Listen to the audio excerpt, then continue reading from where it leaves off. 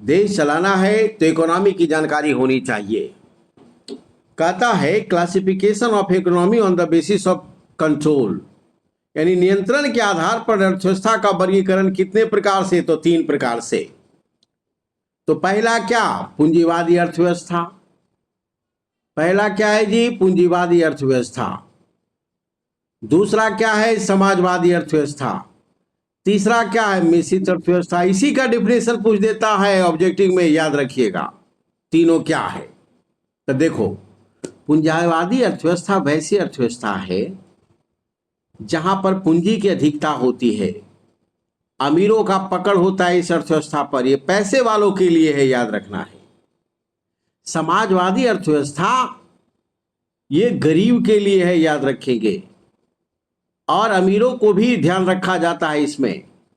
यानी समाजवादी और मिश्रित अर्थव्यवस्था लगभग एक जैसा है, याद रखिएगा।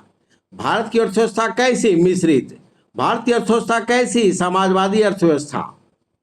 मतलब अमीरों और गरीबों दोनों का हितों का चिंतन किया जाता है इसमें, याद रखेंगे। और एक साम्यवादी अर्थव्यवस्था होता है, उसमें सिर्फ गरीबों के हित की बात करता है। चलो तो आओ चलते हैं पूंजीवादी अर्थव्यवस्था की ओर। पूंजीवादी कहता है कि ऐसी अर्थव्यवस्था जिसमें सभी आर्थिक क्रियाएं बाजार की स्थिति के अनुसार नियंत्रित होता है। सोच लो, यानी इसमें बाजार हावी होता है, सरकार का हस्तक्षेप कम होती है, इसमें व्यापारी माला माल होता है, व्यापारियों की ही पॉलिसी चलती है, बाजार सब कुछ तय करता है, और पैसे वालों को ही ऑलरेडी यहां पर जीवन संभव है। यहां पे गरीबों का जीवन संभव नहीं है पूंजीवादी अर्थव्यवस्था में, याद रखेंगे। इसमें सरकार का नियंत्रण नहीं होता, सरकार का हस्तक्षेप नहीं होता है, सोच लो, ठीक है। यानी पूंजीवादी अर्थव्यवस्था में किसका द्वारा संचालित होगा, पूंजीपतियों के द्वारा, याद रखेंगे, पूंजीपतियों के द्वारा। जैसे अमेरिका का, फ्रांस का, जापान का, ये सारा जो इकोनॉमी है कैसी है, पूंजीवादी अर्थव्यवस्था है, याद रखना है।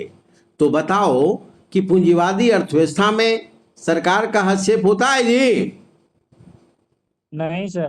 तो बताओ। नहीं होता नहीं है। सर। हाँ बताओ, पूंजीवादी अर्थव्यवस्था में किसका चलेगा, सरकार का कि कंपनी का? कंपनी कंपनी सर, मार्केट का, अब देखो मार्केट के हिसाब से। हाँ अब देखो, याद रखना, बार बार आरोप लगाया जाता है कि भारतीय जनता पार्टी जो है अडानी और अंबानी के चक्कर में पड़ा हुआ है, और देश अडानी और अंबानी चला रहा है। क्यों ऐसा कहता है विपक्ष पार्टी के द्वारा? इसीलिए कहा जाता है क्योंकि आप देखते होंगे कि सरकार की नजदीकियां इन दोनों से ज्यादा है, इस कारण से विपक्ष टारगेट कर देती है, और कुछ पॉलिटिकल भी होता है। और कहा जाता है कि जो अंबानी अडानी कहता है वही देश में हो रहा है, उसको अधिक से अधिक कर्जा दिया जाता है, उसको अधिक निवेश का अवसर प्रदान किया जाता है, उसको ऑलरेडी बहुत सारे सरकारी कंपनी को उसके हाथों में दे रही है, अडानी बहुत सारी कंपनी ले रही है। इसका मतलब कि कहीं न कहीं सरकार के ऊपर हावी कौन है, बाजार हावी है, कंपनी हावी है। और वैसी अर्थव्यवस्था को पूंजीवादी अर्थव्यवस्था कहते हैं। इसलिए याद रखिएगा, यदि इंटरव्यू में आपसे पूछ दे कि बताओ भारत की समाजवादी अर्थव्यवस्था या मिश्रित अर्थव्यवस्था के बारे में क्या कहना चाहते हो, क्या भारत में पूंजीवादी है या समाजवादी, तो आपको बोलना है कि भारतीय, हाँ सुनो, आपको बोलना ये है, मिश्रित। नहीं, आपको बोलना है कि भारतीय अर्थव्यवस्था मिश्रित अर्थव्यवस्था से या समाजवादी अर्थव्यवस्था से पूंजीवादी अर्थव्यवस्था की ओर कूच कर रहा है सर, पूंजीवादी अर्थव्यवस्था की ओर कूच कर रहा है भारतीय अर्थव्यवस्था, याद रखना है। तब आपको कहेगा कि बिल्कुल इसको समझ है, ऐसा नहीं कि खाली किताबी कीड़ा है, किताबें समझता है। वर्तमान परिप्रेक्ष्य में आप देखेंगे कि सरकार निजी कंपनियों को अच्छा अवसर देकर विकास को ग्रोथ देना चाहता है, ग्रीसिंग करना चाहती है, क्योंकि सरकार के पास इतना पैसा नहीं है कि अपने पैसे के बल पर या संसाधन के बल पर विकास को आगे बढ़ा सके। जैसे मान लिया कि सरकार के पास पैसा नहीं है, नहीं माना गया है, नहीं है पैसा सरकार के पास, क्योंकि 17 लाख करोड़ तो बजट आपने पढ़ा होगा, 17 लाख करोड़ उधार लिया ना जी इस साल। जी सर। हाँ तो जी सर। अब देखो, सरकार चाहती है कि बिहार में जबरदस्त रोजगार हो। अब पैसा नहीं है सरकार के पास, और हमारे पास 10,000 करोड़ रुपया है। अब 10,000 करोड़ रुपया से हम 10 को कंपनी खड़ा कर देंगे तो लोगों को रोजगार मिलेगा कि नहीं? जी सर। अब आप बताओ कि हम 10,000 करोड़ निवेश करेंगे तो सरकार किसका सुनेगा, गरीब का सुनेगा कि मेरा सुनेगा? जो खर्च करेगा उसको। जो जो खर्च करेगा सर उसका। अब बताओ कि ये पूंजीवादी अर्थव्यवस्था की ओर बढ़ रहा है कि नहीं? जी सर। हाँ, याद रखना है। यानी विकसित अर्थव्यवस्था ही पूंजीवादी अर्थव्यवस्था है। क्यों? क्योंकि आप कह रहे हैं कि 2047 तक भारत को विकसित बनाएंगे। तब विकसित बनाएंगे तब पैसे वालों को आप नेग्लेक्ट नहीं कर सकते हैं, याद रखिएगा। पैसे वालों से सहयोग करके ही आप आगे बढ़ सकते हैं, और सरकार ऐसा कर रही है। इसलिए भारतीय अर्थव्यवस्था समाजवाद से पूंजीवाद की ओर कूच कर रही है। कंपनियां सरकार पर हावी हो रही है क्योंकि वो ऑलरेडी इन्वेस्ट कर रही है, याद रखिएगा। चलो आगे बढ़ो।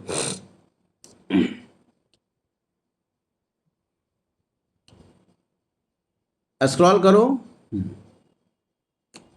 और आगे। हाँ, समाजवादी में आइए। चलो देखो, समाजवादी अर्थव्यवस्था। समाजवादी अर्थव्यवस्था कैसी? वैसी अर्थव्यवस्था जिसे सभी आर्थिक क्रियाएं बाजार के अनुसार नियंत्रित नहीं होती है। इसका नियंत्रण सरकार के द्वारा होता है। जैसे मान लें कि कोई कंपनी चाहेगा, पेट्रोलियम कंपनी, कि 100 रुपया लीटर से बढ़ाकर हम सीधे 150 करना चाहते हैं, तुरंत सरकार बीच में घुस जाएगी, बोले तुम ऐसा नहीं कर सकते हो, तुम ऐसा नहीं करोगे नहीं तो जनता बाप बाप चिल्लाएगी, और फिर हमको सरकार सत्ता से बाहर कर देगी। इसीलिए समाजवादी में क्या होता है कि सरकार इसको मान ले कि बाजार मूल्य 150 रुपया, सरकार सब्सिडी देकर 100 रुपया लीटर रखेगी ताकि लोगों को राहत मिले।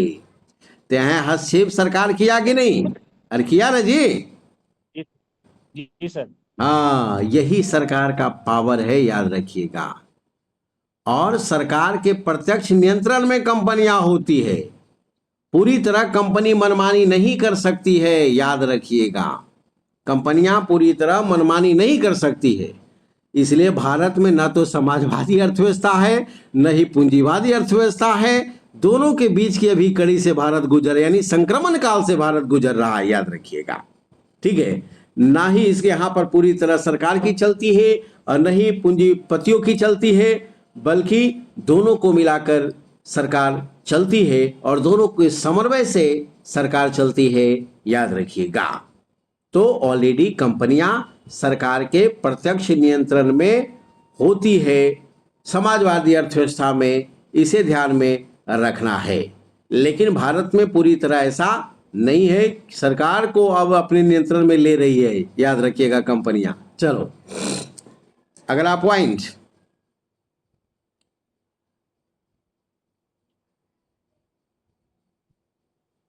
अगला देखिए, मिश्रित अर्थव्यवस्था। कहता है कि भारत की अर्थव्यवस्था कैसी? तो मिश्रित अर्थव्यवस्था है। भारत की अर्थव्यवस्था कैसी है? तो मिक्स इकोनॉमी है। इसमें क्या होता है, सरकारी संस्था और निजी संस्था, अभी हम चर्चा यही कर रहे थे, इसमें दोनों, हाँ इसमें दोनों का चलता है, दोनों का कोऑर्डिनेशन होता है, दोनों का सहअस्तित्व होता है, दोनों का एग्जिस्टेंस होता है। इसी को हम लोग मिश्रित अर्थव्यवस्था बोलते हैं। यानी पब्लिक और प्राइवेट, आजकल पीपीपी कंसेप्ट आ गया, पब्लिक प्राइवेट पार्टनरशिप, याद रखिएगा। जैसे यहां से यहां तक हमको रोड बनाना है, लग रहा है 5,000 करोड़ रुपया, सरकार के पास पैसा उतना नहीं है, तो अडानी आ गया, अडानी खर्चा कर दिया 4,000 करोड़, 1,000 करोड़ सरकार खर्चा कर दिया। अब दोनों को सहयोग से ये बना, तो सरकार क्या बोली कि देखो टोल टैक्स से हम लगाएंगे, जो पैसा आएंगे 40-90% तुम रखेगा, 10% हम रखेंगे। इस तरह रोड भी बन गया, कंपनी को मुनाफा भी हो रहा है, पैसा भी आ रहा है, सरकार भी माला माल हो गई, क्योंकि रोड बन गया तो वोट मिलवे करेगा इसको, तो दोनों माला माल हो गया, जनता को भी लाभ हुआ, सुविधा मिल गई। तो ये सारा एक साथ हुआ। कैसे हुआ? ये पब्लिक प्राइवेट मीट मिलकर हुआ, पब्लिक प्राइवेट पार्टनरशिप, पीपीपी, याद रखना है। और श्वेता कुमारी बताएगी एक पीपीपी बराबर क्या होता है जी, बोलो। दूसरा पीपीपी बराबर क्या होता है? Purchasing power parity. क्या होता है? Purchasing power parity. यानी खरीदने की क्षमता, किसी के द्वारा किसी चीज को खरीदने की क्षमता। जैसे आपके पास पैसा 5 करोड़ है, तो पटना में 5 कट्ठा जमीन खरीद लीजिए, तो आपके पास पीपीपी बढ़िया है, परचेजिंग पावर पैरिटी जबरदस्त है आपके पास। हमारे पास नहीं है तो हम नहीं खरीदेंगे, तो पीपीपी में आप आगे हो गए। तो ये परचेजिंग पावर दिखा जाता है कि खरीदने की क्षमता इसके पास कितना है, और उससे आकलन होता है। चलो, अभी तो परचेजिंग पावर में ही ना हम सर तीसरे नंबर पर हैं। हाँ, परचेजिंग पावर में हम तीसरा नंबर पे है, याद रखिएगा। इकोनॉमी में हम चौथा नंबर पे है, याद रखेंगे। चलो अगला पॉइंट। परचेजिंग पावर में पहला पे कौन है सर? पहला पे हमारा चाइना है, याद रखिएगा। चलिए अगला पॉइंट। चाइना है। अगला पॉइंट, आगे बढ़िए। अगला पॉइंट, हाँ देखो, अब कर मिश्रित अर्थव्यवस्था के बारे में जान लो। नहीं, इसको रह दो, अभी इसको रखो, अभी इसके बारे में थोड़ा सा जानो। हाँ देखो, कहता है कि मिश्रित अर्थव्यवस्था जो होता है, इसमें पब्लिक, प्राइवेट और पब्लिक दोनों भाग लेती है। दोनों के बीच में कोऑर्डिनेशन बढ़िया होता है। पूछेगा यह सिद्धांत किसने दिया, तो किन्स ने दिया। किन्स कौन था? तो एक अर्थशास्त्री था, याद रखिएगा, ब्रिटेन का। 1929 में दिया था, याद रखेंगे। और इसको रूपांतरित पूंजीवादी अर्थव्यवस्था कहा जाता है। रूपांतरित माने अपना रूप चेंज भी करता है, ट्रांसफॉर्मिंग होता है, याद रखेंगे। तो ये ऑलरेडी मिश्रित अर्थव्यवस्था आपके बारे में जानना चाहिए, क्योंकि आपकी अपनी अर्थव्यवस्था है। किसने दिया, कौन कौन भागीदारी होती है इसमें, ये सारा आपका क्लियर हो गया। संजीव कुमार शर्मा,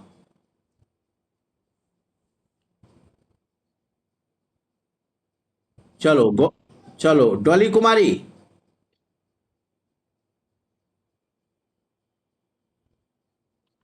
जी सर। बताओ मिश्रित अर्थव्यवस्था में प्राइवेट होता है कि पब्लिक होता है? दोनों सर। बहुत बढ़िया। इस सिद्धांत को किसने दिया था? किन्स ने कब दिया था? 1929 ईस्वी में। चलिए समझ में आ गया। 1929। चलो ठीक है, बहुत बढ़िया। अगला ये देखो, ये कब दिया था? जब पूरे विश्वव्यापी मंदी आई थी, तब इस मंदी से निकलने के लिए पूछेगा मिश्रित अर्थव्यवस्था किस देश से भारत अपनाया है? रशिया से सर। ब्रिटिश से। रशिया से। ब्रिटेन। रसिया से, रूस से, याद रखिएगा। चलो अगला पॉइंट, अगला ऊपर करो। सर किन्स कहाँ का इकोनॉमिक्स था सर? ब्रिटेन का मूल का है, ब्रिटेन। चलो अगला पॉइंट ऊपर उठाओ। हो तो गया सर, अब नीचे नहीं है। आगे जोड़ो जो मैं दिया था। अभी इसी में है सर, वही पेज है सर। उसको नेक्स्ट जो मैं, सेम ही है नहीं जो मैं दिया उसको जोड़ो ना। सर, दोनों सेम ही है सर, कल भेज चुके थे ये वाला। अच्छा, जस्ट अभी मैं चेक करता हूँ। हम चेक करके लगाए हैं सर। अच्छा ठीक है, मैं भी चेक करता हूँ। अभी और है सर, बहुत सारा पेज है। अच्छा तो उसको आगे बढ़ाओ, तय इसको आगे बढ़ाओ। अब आएगा सर इधर सब। हाँ तो जीएनपी अरे तो यार, तो जाएगा सर। यही तो मैं खोज रहा था। चलो वही तो बोले कि इसी में वही वाला है सर, हाँ सब उसी में है सर। हाँ, नहीं तुम बोला कि खत्म हो गया अभी सब, नहीं ऐसे कैसे होगा। चलो नहीं सर, उसमें तो अभी 4 पे आती है, बेस खत्म हुआ था। चलो, हाँ आगे बढ़ते हैं हम लोग, आगे बढ़ेंगे।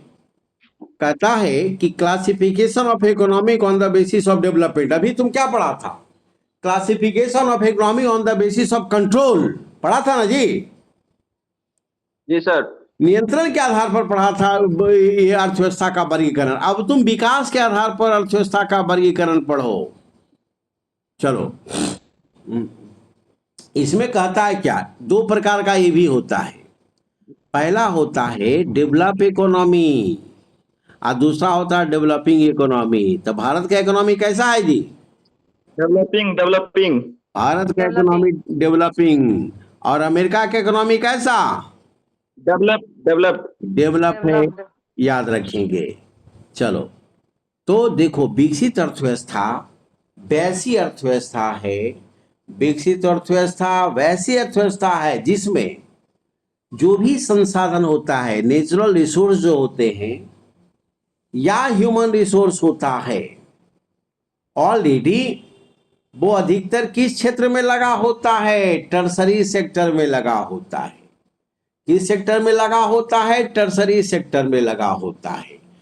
प्राइमरी सेक्टर में इसकी भूमिका कम होती है। एग्रीकल्चर में बहुत कम लोग लगा होगा।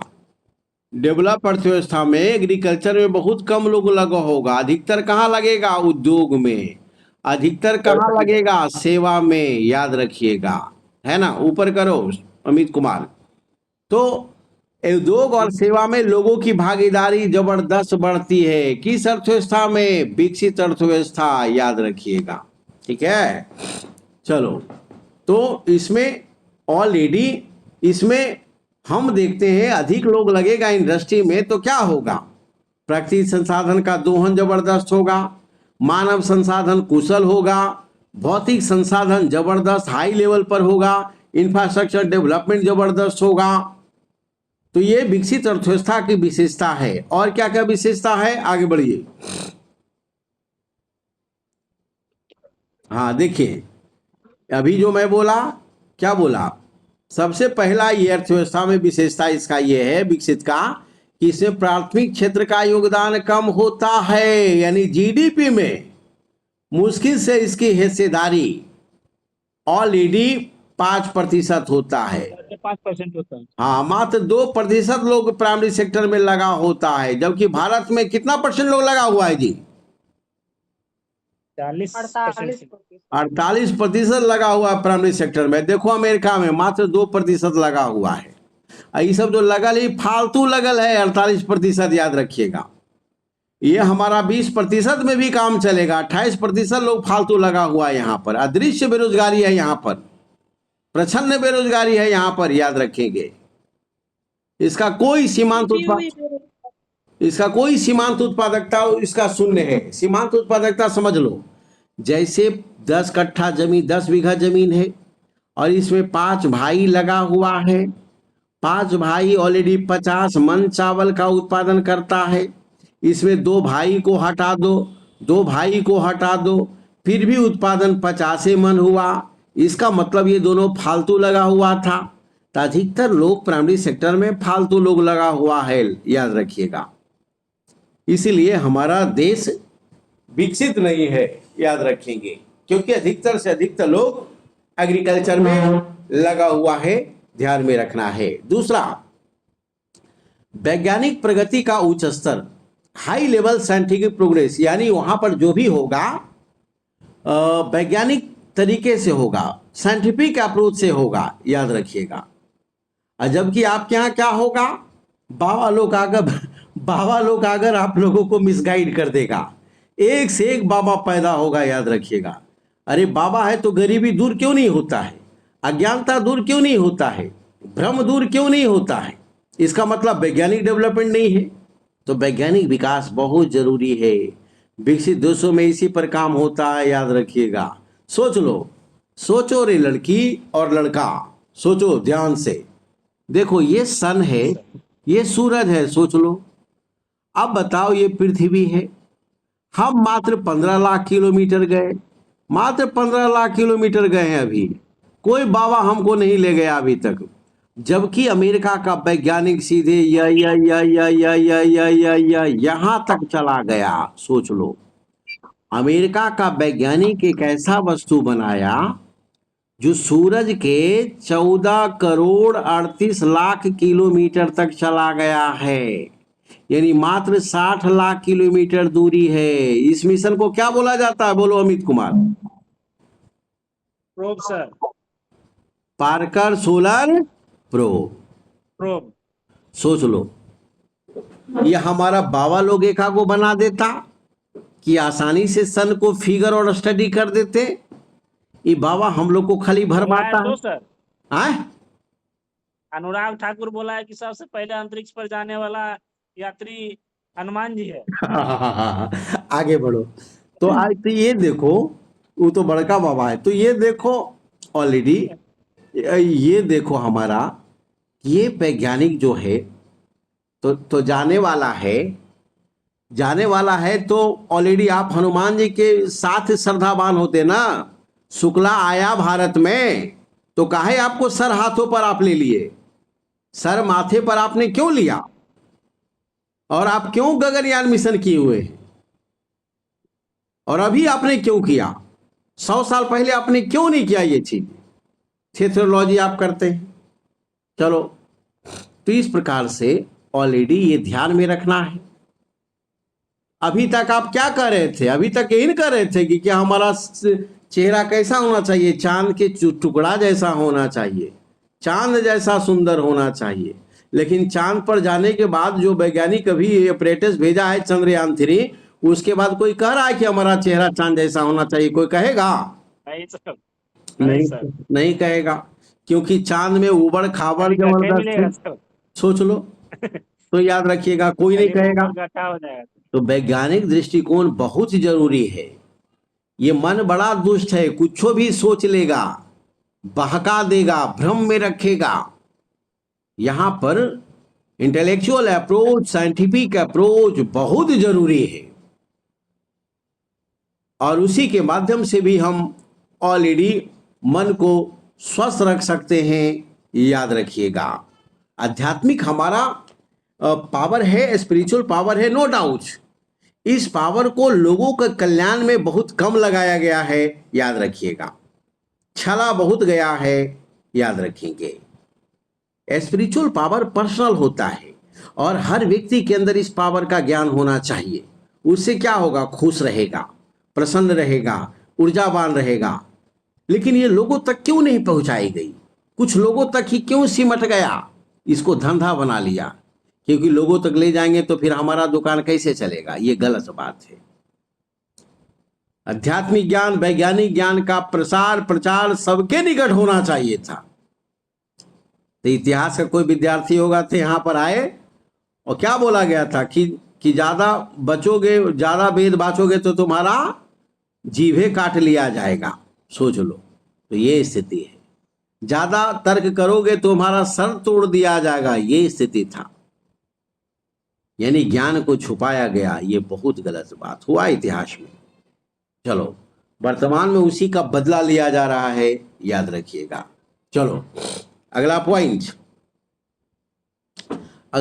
जो है साक्षरता का अधिक होना। बिल्कुल देखो, साक्षरता नहीं, शिक्षित अधिक होता है, याद रखिएगा। हायर एजुकेशन जबरदस्त है लोगों के पास, रिसर्च पावर उसके पास जबरदस्त है, अनुसंधान क्षमता उसके पास जबरदस्त है, और आपके पास सोने की क्षमता खूब है, समय बर्बाद करने की क्षमता खूब है। हमारा रिसर्च पावर अधिक से अधिक होना चाहिए, और इसका लाभ लोगों को मिलना चाहिए, याद रखिएगा। व्यापार उद्योग काफी विकसित होता है, अभी तो आपका इंफ्रास्ट्रक्चर ही डेवलप नहीं हुआ है। जैसे ही कोई कंपनी आता है तो उसको धमकी दे दिया जाता है कि 5 करोड़ पहुंचाए नहीं तो तुमको मर्डर कर देंगे। अब सोच लो, इसका मतलब है कि लॉ एंड ऑर्डर प्रॉब्लम है, इंफ्रास्ट्रक्चर प्रॉब्लम है, तो कैसे इंडस्ट्री लगेगा, कैसे ट्रेड डेवलपमेंट होगा, कैसे तो विकसित होगो? राम थे सर। चलो, क्या बोला अमित? क्या बोला जी? चलो, अगला विदेशी ऋण क्या होता है? ये न्यूनतम होता है। थोड़ा सा इसको लेकर ऑलरेडी हमें खेद है, क्योंकि अमेरिका सबसे ज्यादा ऋणी है। चलिए, और जो ज्यादा ऋण लेगा, ज्यादा निवेश करेगा, वहां विकास की संभावना अधिक है, याद रखेंगे। चलो, अगला पॉइंट, क्वेश्चन आगे बढ़ाइए। छठा, हाँ देखो छठा, छठा क्या है, नेशनल इनकम प्रति व्यक्ति आय दोनों अधिक होता है, बिल्कुल सही बात है। तेरे यहाँ क्या इनकम है, तेरे यहाँ 50,000 रुपया सालाना इनकम है, बिहार का सालाना इनकम क्या है 60,000 रुपया प्रति वर्ष। अब जो लोग 12-25 5,000 रुपया प्रति माह हो गया, ये कोई इनकम है क्या, कोई मतलब नहीं है। कैसे आदमी जिएगा। भारत का इनकम क्या है 2 लाख रुपया प्रति सालाना औसत, कैसे आदमी जिएगा। अमेरिका का इनकम सोच लो आपसे कई गुना अधिक है। तो ऑलरेडी जो जैसा व्यक्ति है उस आधार पर उसकी इनकम भी होनी चाहिए। इसलिए सरकार को क्या बात करना पड़ रहा है, यूबीएस लाना पड़ रहा है, यूनिवर्सल बेसिक इनकम होना चाहिए, यानी सबके पास। राहुल बाबा क्या बोलता है 72,000 रुपया पर ईयर हो सबके पास होना चाहिए।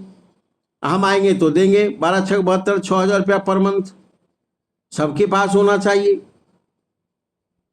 तो एक मिनिमम इनकम सबके पास होना चाहिए जहां पर मिनिमम विकास कर सके और मैक्सिमम के लिए प्रयास कर सके।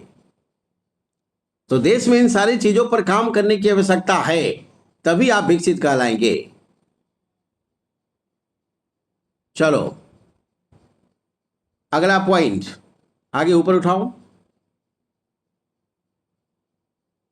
स्क्रॉल करो। खत्म हो गया सर। खत्म हो गया, चेंज कीजिए पेज को। समझ में आ रहा है डॉली कुमारी, जी सर। कंसेप्ट क्लियर हो रहा है। जी। अब रहने देखो, दीजिए सर। अब देखो यही पूछ देगा कि विकसित अर्थव्यवस्था का क्या विशेषता है। ये क्वेश्चन ऑब्जेक्टिव है कि कंसेप्चुअल है, बोलो। कंसेप्चुअल है सर। अब जब तक कंसेप्ट, कॉन्सेप्चुअल है सर। अब बताओ जब तक कंसेप्ट नहीं क्लियर होगा ये क्वेश्चन बनेगा। बिल्कुल नहीं। यही सर। यही कमीशन खोजता है, क्वालिटी, याद रखिएगा। यही क्वालिटी होना चाहिए कमीशन स्टूडेंट का, और इसके लिए हम पढ़ना और समझना पड़ेगा, याद रखिएगा। चलिए सर अगर पूरा करवा के छोड़ दीजिए हाँ क्योंकि बहुत देर हो जाता तो। हाँ बिल्कुल, 2 पॉइंट और बस, 2 ही पॉइंट हम टच करेंगे। अगला मानव शक्ति कुशल होना, बिल्कुल सही बात है, कुशलता बहुत जरूरी है। आपके पास समझने की क्षमता नहीं है, बोलने की क्षमता नहीं, लिखने की क्षमता नहीं, तो विकसित कैसे आप हो जाइएगा। तो इसका डेवलपमेंट आपके पास होना चाहिए, और नहीं तो ऑलरेडी वो अकुशल नेता आपको बरगला के चला जाएगा, ठग के चला जाएगा, वोट लेकर चला जाएगा। विदेशों पर निर्भरता कम होती है, याद रखना है। विकसित देश का विकसित विदेशों पर यदि आप पढ़ लिख जाओगे, समझ जाओगे, सफल हो जाओगे, तो तुम्हारा निर्भरता दूसरों पर कम हो जाएगा। और यदि ये नहीं किया तो सब दिन तुमको दूसरे पर निर्भर रहना पड़ेगा, याद रखना। इसलिए पढ़ाई विकास बहुत जरूरी है, सफलता बहुत जरूरी है, पर कैपिटा इनकम बहुत, प्रति व्यक्ति आय बहुत जरूरी है, याद रखना है। समझदारी, अंडरस्टैंडिंग पावर, इनकम, एजुकेशन बहुत जरूरी है। ये ह्यूमन डेवलपमेंट इंडेक्स में यही तीनों देखा जाता है जी, कि तुम कितना स्वस्थ हो, मस्त हो, तेरी आयु क्या है, इनकम क्या है, एजुकेशन क्या है। ये तीनों ठीक है तो बढ़िया जियोगे। तो शिक्षा में किया गया निवेश, और उतना तो देगा ही, कितना अधिक देगा ये तुम कल्पना नहीं कर सकते हो। इसलिए पढ़ने से भागना मत। That's all. जय हिंद। आगे हम लोग कल यहां से शुरू करेंगे विकासशील या अल्प विकसित अर्थव्यवस्था। चलिए, तो हमारे साथ अभी इकोनॉमी में रणविजय यादव, आरती कुमारी, अमित कुमार, अंकित, डॉली, खुशबू और नेहा, प्रिया, संजीव और सन्नी गुप्ता उपस्थित है। बताओ इकोनॉमी कैसा लग रहा है। पहला Amit Kumar, what you feel about economy. Sir ठीक है sir. Ranvijay Yadav, what you feel. Sir ये ठीक था सर, बहुत बढ़िया था सर। कल भी क्वेश्चन प्रैक्टिस करेंगे सर। दोनों चलेगा। चलो आरती कुमारी कैसा लग रहा है। अच्छा है सर। कंसेप्ट क्लियर हो रहा है, समझ में आ रहा है। यस सर, समझ में आ रहा है। स्टार्टिंग वाला ज्यादा अच्छा से समझ में आया। बहुत बढ़िया, क्योंकि ये स्टार्टिंग हुआ। चलो अगला अंकित कुमार। अंकित कुमार समझ में आ रहा है। जी सर। चलो अंकित कुमार ऑनलाइन और ऑफलाइन दोनों पढ़ रहा है, इसको और समझ में आया होगा। चलिए Dolly Kumari, do you understand. जी सर। ओके, खुशबू यादव समझ में आ रहा है जी।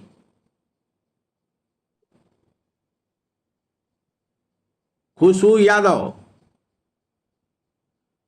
चलो हाँ चलो ठीक है। हाँ नेक्स्ट नेहा कुमारी, इकोनॉमी समझ में आ रहा है?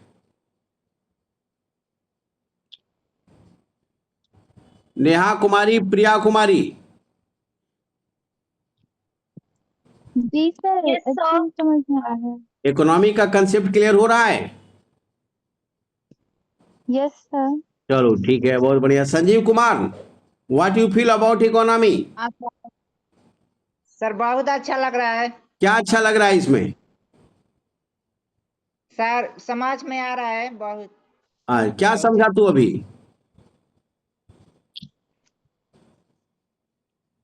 अभी तुमने क्या सर चीज? मतलब विकासशील, हाँ वो, सर ये आर्ट्स के बारे में।